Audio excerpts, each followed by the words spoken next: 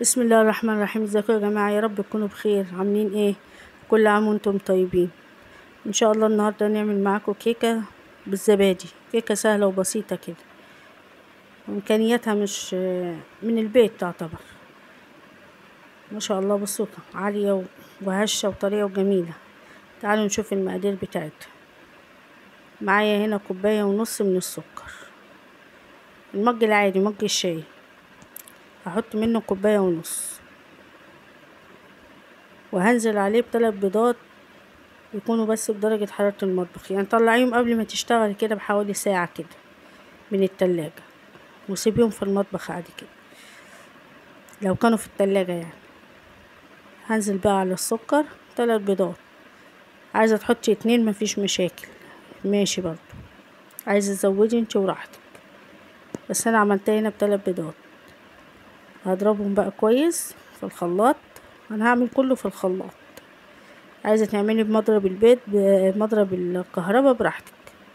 وهنزل عليهم هنا بورقتين فانيليا،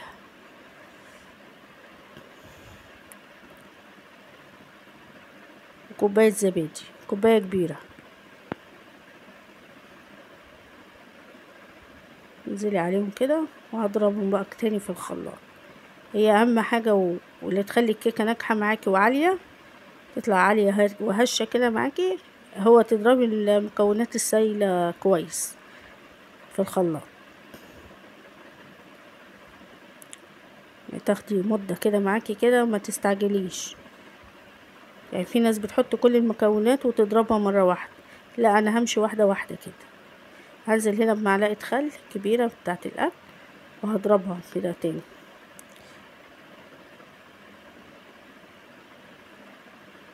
كل ما تضربي المكونات حلو، كل ما تديكي الكيكة ناجحة وحلوة. هنا نص المج، هو نفس المج اللي انا بعاير بيه، هتنزلي بنص المج زيت وهتضربها برضو تاني. بعد كده 1.5 كوباية من اللبن، نفس المج برضو، هنزل عليه تاني بنص كوباية وهضربهم تاني.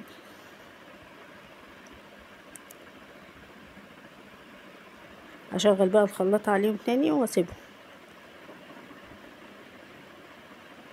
يديكي بقى قوام كده تبيض بقى المكونات، تعرفي ان كده خلاص.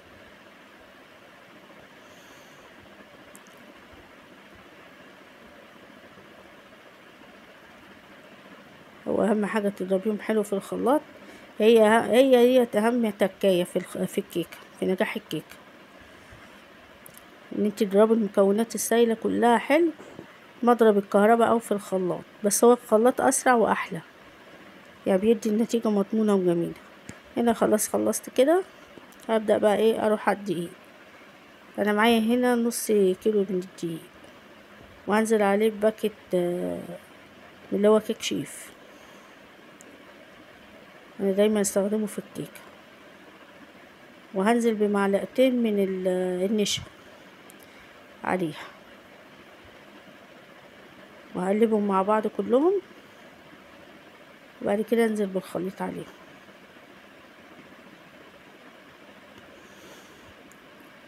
هقلبهم حلو مع بعض كده. وهنا كنت نسيت الملح، هحط ذرة كده، حاجة بسيطة ما تذكرش يعني عليه. تقلبي برضو المكونات كلها مع بعض وتنزلي بالخليط، بس الخليط ما تنزليش بيه كله مرة واحدة، حبة حبة كده لحد ما تشوفي العجين الدقيق خلاص كده ولا لسه، عشان بس ما تطلعش زيادة عليه ويطلع ايه، سايلة جامدة. هنزل شوية شوية كده لحد ما اشوف محتاجة تاني ولا لا. والتقليب تجيبي من تحت لفوق، واتجاه واحد، ما تقلبيش في كذا اتجاه، هو اتجاه واحد كده، وجيبي من تحت لفوق لحد الدقيق معاكي ما يختفي خالص كده. انا هعوز تاني هحط،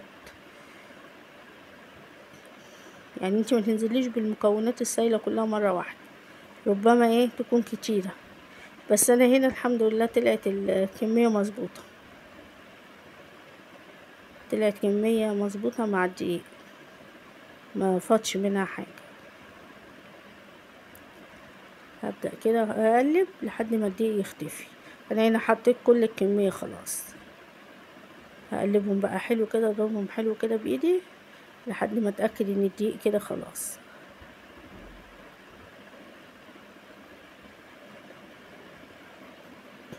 اهو هو انا القوام ده اللي انا عايزاه كده، تمام كده خلاص. انا هنا بقى كنت جايبه صينيه ودهنها سمنه وحطيت لها معلقه دقيق اهي، كنت ركناها يعني قبل ما ابدا في اي حاجه. معلقه سمنه تدهني بيها الصينيه كده، وتحطي معلقه دقيق عليها، وتروحي ايه عامله الصينيه كلها بيها. دي البطانه بتاعتها. هنزل بقى بالخليط كله في قلب الصينيه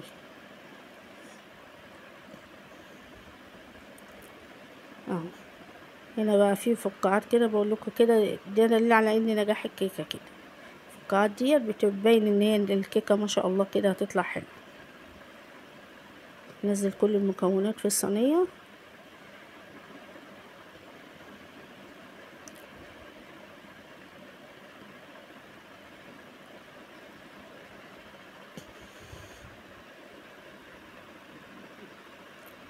هنا. خلصت كده، نزلت كل الكميه. هبدا بقى ايه اخبطها بس خبطتين كده على الرخامه بحيث اطلع الهواء منها، خبطه خفيفه كده مش حاجه جامده يعني، اطلع بس الهواء منها. وكمان في نفس الوقت انا مشغله الفرن برضو قبليها عشان يبقى سخن. لازم الفرن يبقى شغال قبلها ب5 دقايق او 10 دقايق اهي ما شاء الله. حطيها في الرف الوسطاني على درجة 180 على حسب بقى الفرن، هي درجة ايه عالية، بس الرف الوسطاني متحطهاش تحت. وما بشغلش انا الشواية عليها كمان اهي ما شاء الله، طالعة هشة وجميلة وعالية، وطعمها كان جميل. يا ريت لو وصلتوا معايا لحد هنا ما تنسونيش في الشير واللايك والاشتراك في القناة، وربنا يديمكم نعمة في حياتي، احلى نعمة ان شاء الله. ما شاء الله بصوا عاملة ازاي اهي. هي بس هنا عشان كانت سخنة برضو انا ما استنيتش عليها